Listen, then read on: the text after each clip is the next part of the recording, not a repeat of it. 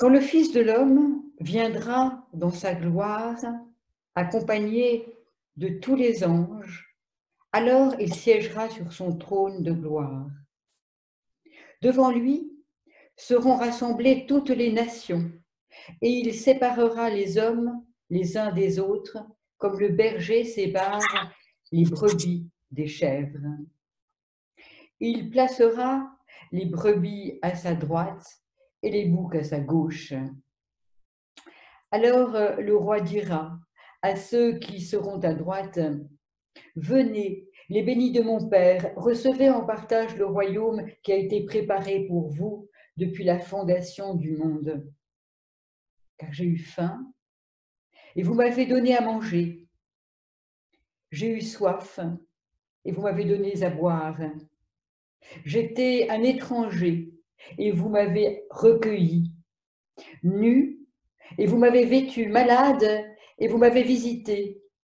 En prison, et vous êtes venus à moi. » Alors les justes lui répondront, « Seigneur, mais quand nous est-il arrivé de te voir affamé et de te nourrir, assoiffé et de te donner à boire?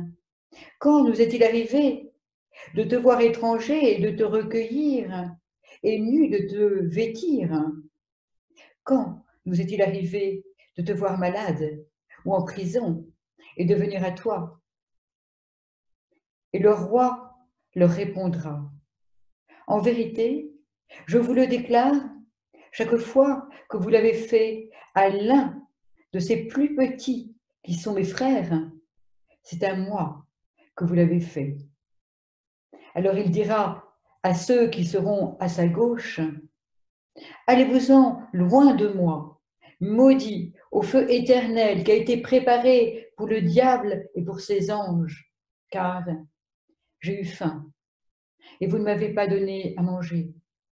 J'ai eu soif et vous ne m'avez pas donné à boire.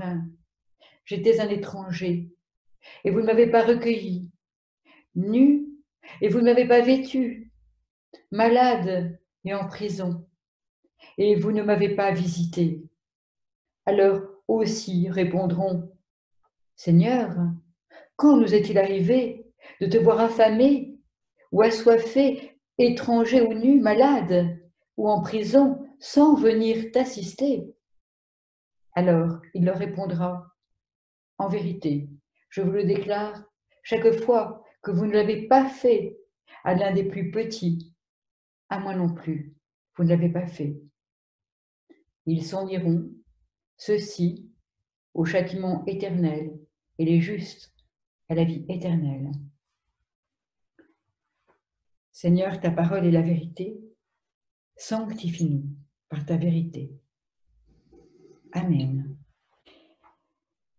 Alors, mes amis, frères et sœurs, en cette période difficile pour chacun, et nous l'avons vu par ces prises de parole, il est très difficile de rester insensible à cette parabole bien connue de l'évangile de Matthieu, car en dehors de tout le reste, elle parle beaucoup de toutes ces personnes blessées à secourir. Et justement, j'y pensais ces jours-ci, et c'est le texte du jour pour dimanche, pour ce dimanche.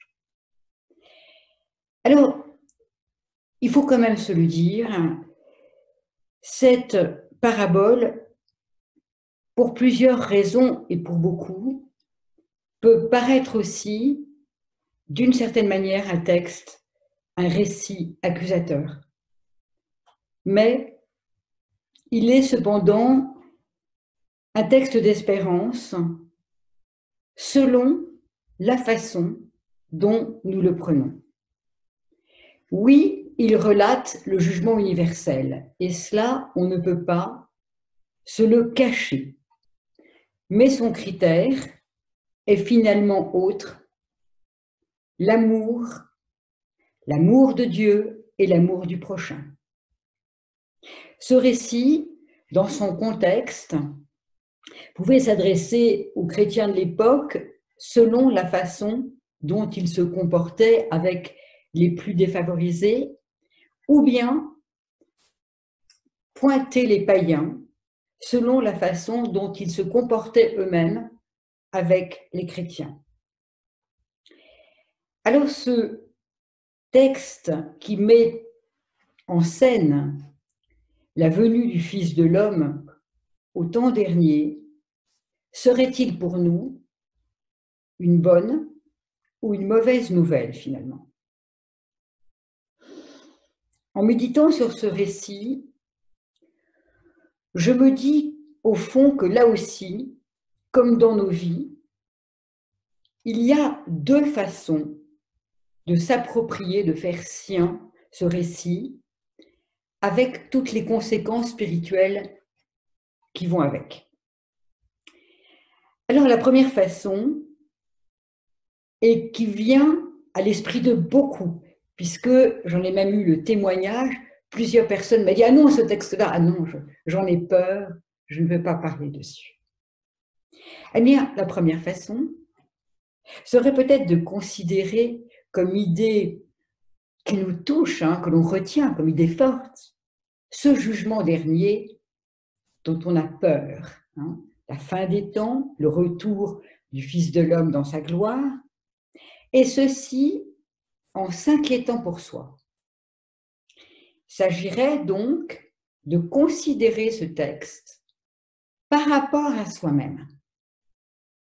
Le Fils de l'homme, qui est toujours un juge chez Matthieu, entouré des anges, viendra au milieu des nations et séparera les hommes, non pas par ethnie, non pas par croyance non plus, c'est intéressant. Non, les nations sont parfaitement associées donc en tout cas ne sont pas triées, mais il séparera ce qu'il va qualifier de petits boucs en grec ou de brebis, à droite et à gauche du Père, selon qu'ils aient eu un comportement, comme vous l'avez entendu, d'assistance en face du prochain, et particulièrement de l'indigent, de l'affamé, de l'assoiffé, du prisonnier, de l'étranger. Et donc, la première façon de considérer ce texte serait donc un rapport à soi-même, se mettre un peu en ombre par rapport à cette lecture. Et là, très souvent, la crainte. La crainte apparaît, avons-nous, nous-mêmes, nourris, rassasiés, vêtus? Sommes-nous allés vers celui qui souffrait, qui se présentait à nous? Et là, pour être honnête, je pense qu'il ne faut pas très longtemps pour que se dessinent devant nos yeux quelques images inquiétantes d'individus croisés que nous n'avons pas secourus. Non pas parce que nous n'aurions pas voulu le faire ou que nous n'ayons pas aimé le faire, mais, et vous le savez, nos vies sont déjà pleines d'obligations et de misère, de souffrances, quelquefois que l'on cache d'ailleurs, et même quelquefois à soi-même, et qu'il faut déjà éponger soi-même, secourir soi-même, ne serait-ce que pour vivre. Et cela nous en empêche. Inquiétude aussi parce qu'il faut bien s'occuper aussi des proches, avant de pouvoir donner du temps à soi-même ou bien aux individus un peu plus loin de soi.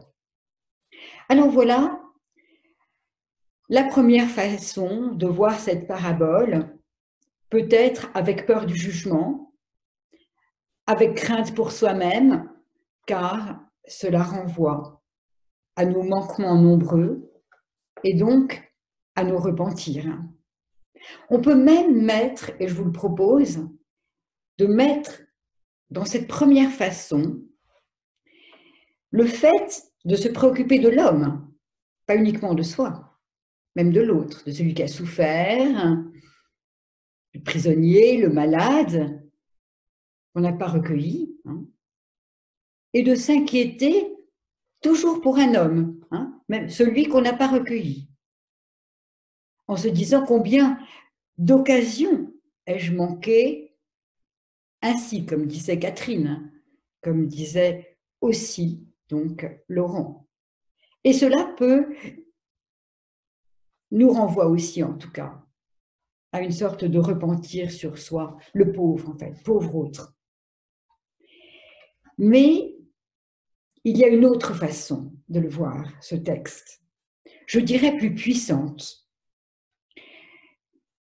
Eh bien, dans ce jugement dernier, tout à coup, ne pas mettre en premier la priorité sur les hommes, mais de fixer son regard sur Jésus-Christ. Et là, quel étonnement cette parabole. Nous qui louons, nous qui prions, nous qui cherchons Jésus-Christ dans nos foi, dans nos doutes qui sont là, nous apprenons où il est. C'est un des seuls textes de la Bible où Jésus nous révèle où il est, qui il est, où il se situe. Il est dans l'homme. Quand nous est-il arrivé de te voir, de te recueillir? Le roi dit, Amen, je vous le dis, j'ai eu faim et vous ne m'avez pas donné à manger. À chaque fois que vous ne l'avez pas fait à un tout petit, c'est à moi que vous l'avez fait. Christ est dans l'homme. Et plus profondément, Christ se situe dans la partie la plus souffrante de l'homme, de l'autre et de nous. Dans celle qui est la plus vulnérable, dans celle qui a le plus besoin de l'autre, besoin de l'homme. Dieu s'est fait homme, pauvre et souffrant, dit saint Augustin, meurtri, pour que l'homme vienne à lui, vienne à sa rencontre et lui donne la main. Notre Seigneur, le Christ, est dans cette pauvreté de l'homme. Dieu s'est incarné dans cette pauvreté de l'homme. Mais ce qui est très paradoxal, c'est de se dire que si le Christ est dans le pauvre et dans le pauvre de soi, dans le pauvre, eh bien Christ a besoin de l'homme aussi. Le roi de gloire était nu. Alors, voici une deuxième façon de considérer ce récit, de porter son attention sur le Christ. Et alors, vous allez me dire, mais qu'est-ce que cela change alors? Faut-il avoir peur au fond de cette parabole du jugement dernier alors? Si on se met soi en premier, en nombre ainsi, peut-être que oui, avoir peur. Mais si on met Christ en premier, eh bien non. Non. L'affirmation que pose Jésus avec tout son amour dans ce récit, et pour avoir le salut, comme disait Catherine, ce n'est pas son mérite qui compte, qui est en jeu, mais lui, Christ. De le connaître, en fait, de le côtoyer, sans forcément d'ailleurs l'identifier. Côtoyer Christ en l'homme donne la vie éternelle. C'est Christ qui nous donne son souffle et sa grâce, et nous qui le recevons. C'est paradoxal. C'est lui qui nous donne. On croit donner, c'est lui qui donne. Et il en a besoin. Et Jésus dit, comment alors le côtoyer? Comment le connaître? C'est la révélation de ce texte. Dans cette parabole, il demande un geste, d'aller vers lui. Il faut aller vers l'homme, il faut servir l'homme. En grec, diakonia. Dans diakonia, dans plusieurs mots, ce mot revient. Quand nous est-il arrivé de ne pas te servir, diakonène? Le geste de servir, diakonia, est le geste qui permet d'aller près du Christ dans ce qu'il est de plus près. Et d'ailleurs, c'est étonnant parce que à la fin de ce texte, il dit « Venez près de moi hein ». Et les autres s'en vont loin de lui. Donc, diaconia, c'est d'aller au plus près de lui, de le côtoyer, de le connaître. Il te côtoie alors et te donne la vie. Et ce service permet de connaître le Christ. Connaître au sens grec et même hébreu, au plus intime, c'est presque une fusion, et de recevoir sa grâce et sa vie. Alors, on peut effectivement se poser la question de se dire, mais est-ce que ça ne met pas à mal la théologie protestante qui atteste sur tous les tons, hein, donc, que le salut et la vie éternelle n'a rien à voir avec le mérite, ne s'opère pas par les œuvres, mais par la foi en Jésus-Christ? Non, mais il faut être très modéré en fait.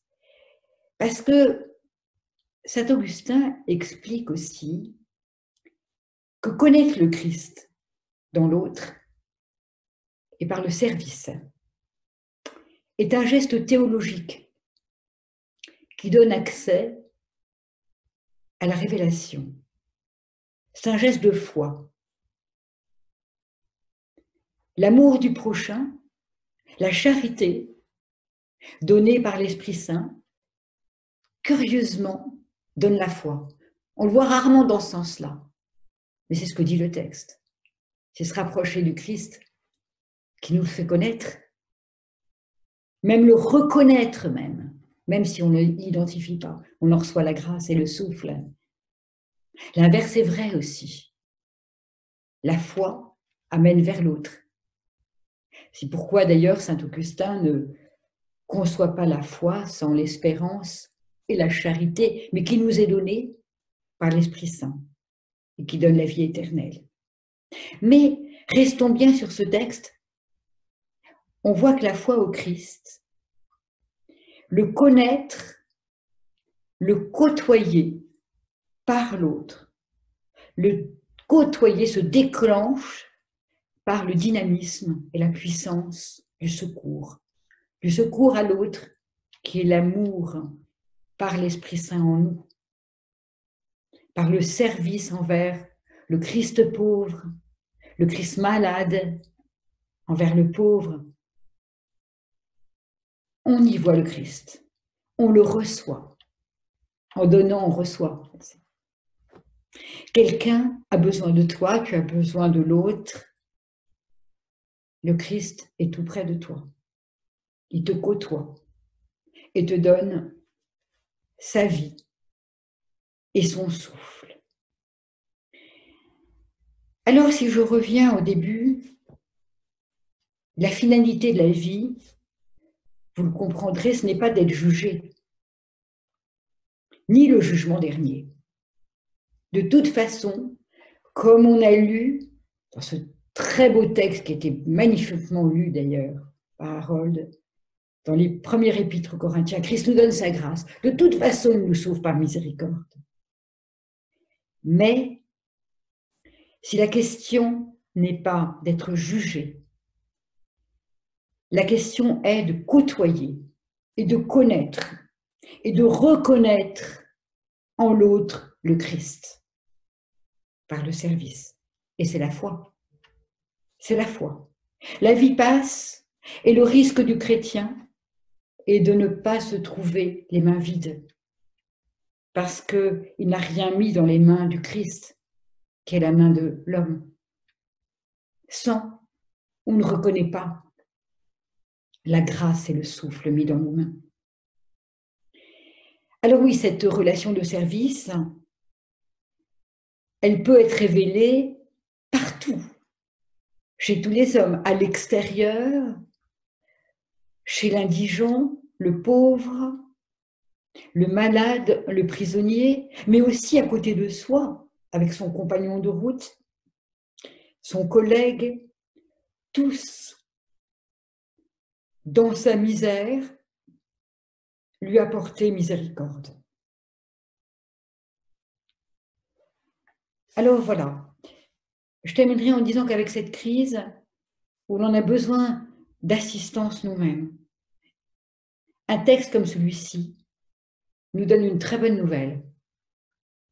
Au milieu de nos inquiétudes, de nos solitudes et de nos souffrances, la solution serait peut-être de porter assistance à l'autre et de côtoyer, de connaître, reconnaître le Christ, la foi.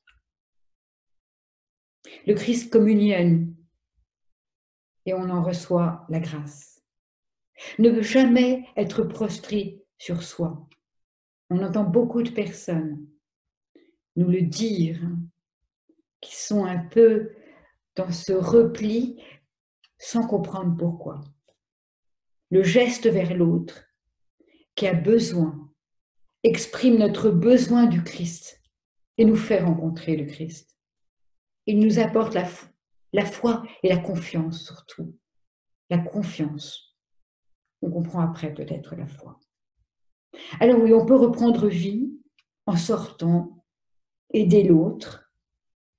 La meilleure façon d'être consolé est de consoler l'autre. Beau programme pour sortir de la crise personnelle.